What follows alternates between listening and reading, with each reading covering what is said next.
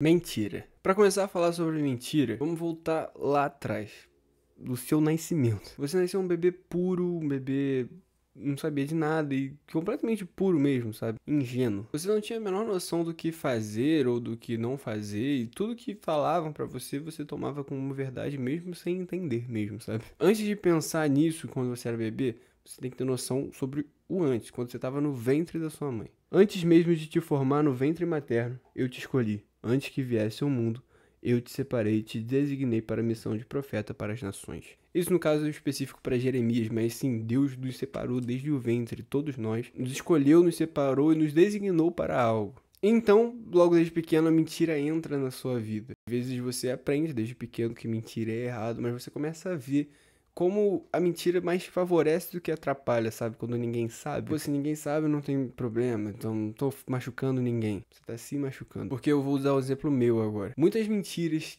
que eu falei da minha infância, quando eu fiquei mais velho, se tornaram verdades, ao ponto de eu não saber mais que eram mentiras. E, de um modo geral, a mentira entra na nossa vida e se torna uma verdade quanto mais a gente repete essa mentira. E pode não parecer, mas isso afeta diretamente o nosso ciclo social durante a vida inteira, sabe? Porque a partir de mentiras você pode formar uma reputação. E a partir de uma reputação você tem que manter essa mentira para você não sair de mentiroso. Por mais que você esteja vivendo uma mentira, por mais que tudo tenha sido uma mentira, você não quer largar a mentira porque vão descobrir que é mentira. E aí, contando mais mentiras, aumenta a sua reputação mentirosa, a sua reputação que não existe, e vira um ciclo vicioso. Ele escolheu o que do ponto de vista do mundo é insignificante, desprezado, e o que nada é, para reduzir a nada o que é, com o objetivo de que nenhuma pessoa se vanglorie perante ele. Ou seja, se você tem uma reputação no mundo, ou qualquer coisa no mundo, você tenha uma coisa no mundo que você precise zelar, entre muitas aspas, você já não se faz um escolhido. Eu gosto da frase, muitos foram chamados, mas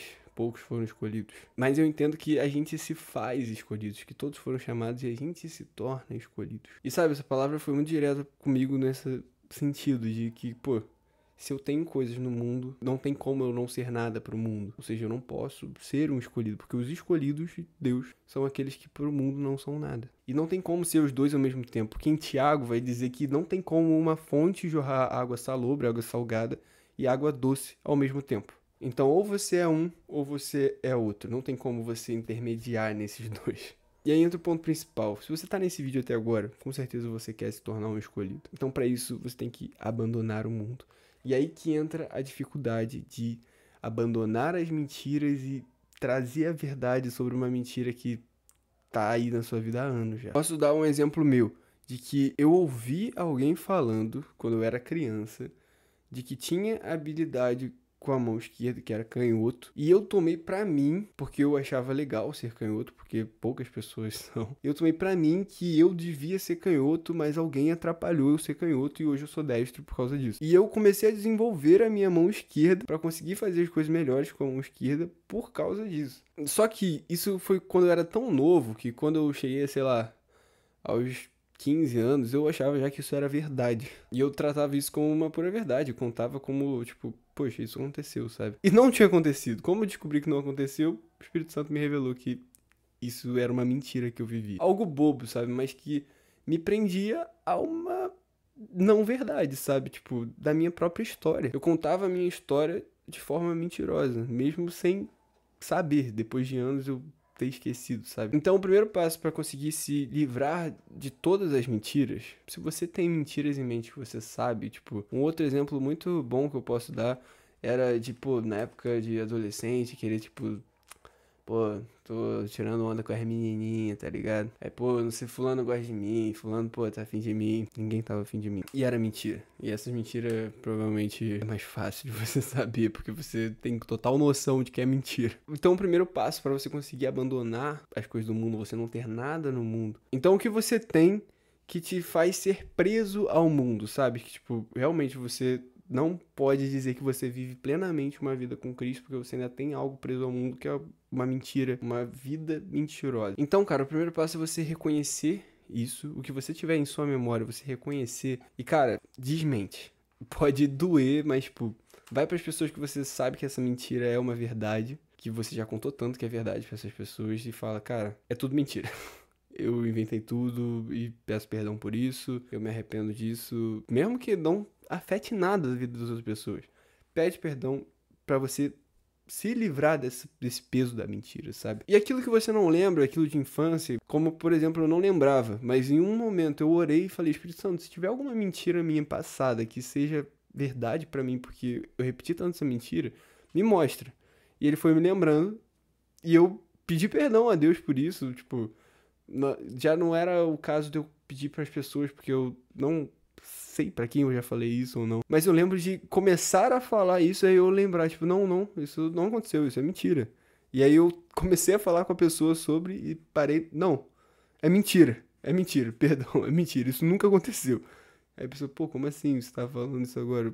Pô, mano, é uma mentira enraizada desde que eu era criança, tá ligado? E você consegue se livrar disso, de fato. Quando você fala, bota pra fora e realmente pede pro Espírito Santo te lembrar sobre. Mas pra que fazer isso? Qual é a urgência de fazer isso? Porque, cara, pensa comigo, se você tem alguma mentira pra manter uma reputação, ou se você é mentiroso, ou se suas palavras são mentiras, pegando esse versículo que a gente leu em 1 Coríntios, coloca aí na tela. Então, pegando o caminho meio que contrário desse versículo, pegando, pô, se é isso, o que a gente pode pensar sobre o contrário disso? Se você vive uma mentira pra ter uma reputação, você tem algo no mundo, ou seja, pra Deus, você não é nada, você não tem nada. Não é que você não seja nada para Deus, mas você não tem nada em favor do reino de Deus. Deu pra entender? Porque diz que Deus escolheu que, pro ponto de vista do mundo, é insignificante, ou seja, não é nada, pra reduzir o que é para o mundo. Então, se estamos no mundo, pro que é do reino de Deus, nós não somos nada e não conseguimos reduzir as coisas de Deus a nada porque não temos esse poder. Ou seja, você não é nada. E o que verdadeiramente acontece é que, pra você, o mundo é tudo. Talvez você não pense nisso, não, tipo, eu amo a Deus acima de tudo. Mas se você vive em mentira, você vive uma mentira, pra você o mundo é tudo. Porque a sua história de mentira,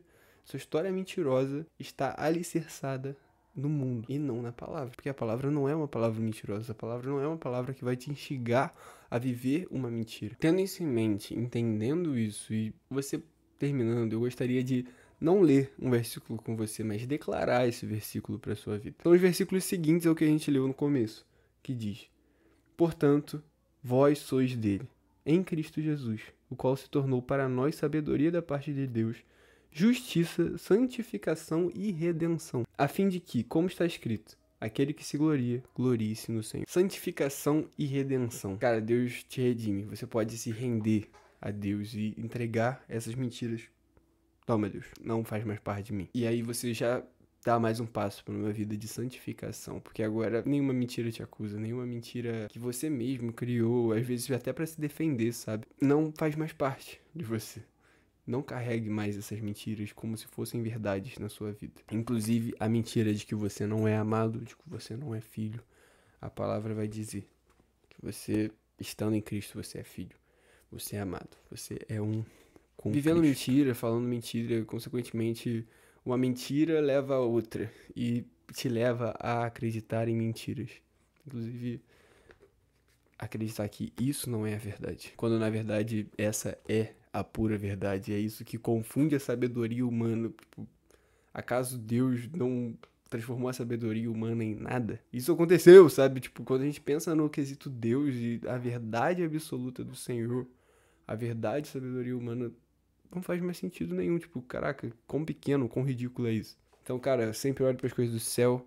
Viva a verdade em verdade. Deus é contigo. Tamo junto. Beijo.